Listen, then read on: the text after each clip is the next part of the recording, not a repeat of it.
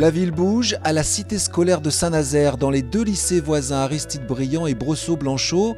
On attend avec impatience la livraison du pôle aéronautique, ou plutôt l'extension du bâtiment existant. Cela permettra notamment d'y installer ces deux avions entreposés tant bien que mal dans ce local à quelques dizaines de mètres de là. Ils rejoindront des tronçons d'Airbus pour l'apprentissage des étudiants. Présentation avec l'architecte Grégory Caëlin.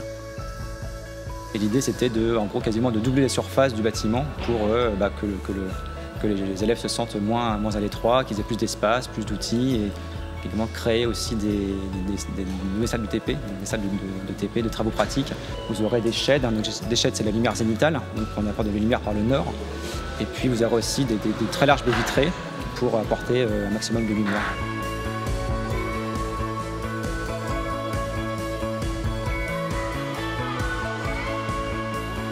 La difficulté de ce projet, c'est le phasage. Donc il faut que le bâtiment continue à vivre pédagogiquement malgré le chantier.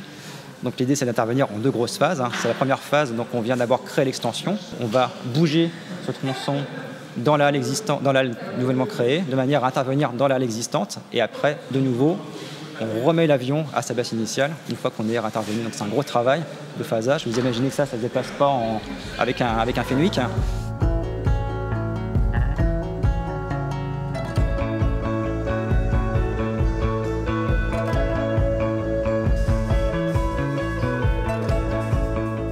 Au début, on voulait tout traiter en partie métallique, s'imposer une grande portée en termes de charpente métallique et d'avoir un poteau au centre de la halle. Vous imaginez un poteau au centre de la halle ici, pédagogiquement, c'est pas viable. Donc l'idée, c'était de dire, du coup, on scinde en deux systèmes structurels.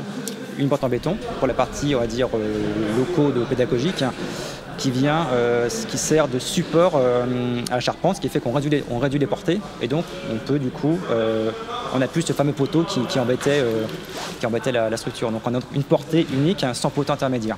Ce chantier a commencé en août 2017 et il se finit autour de fin janvier 2019. Voilà.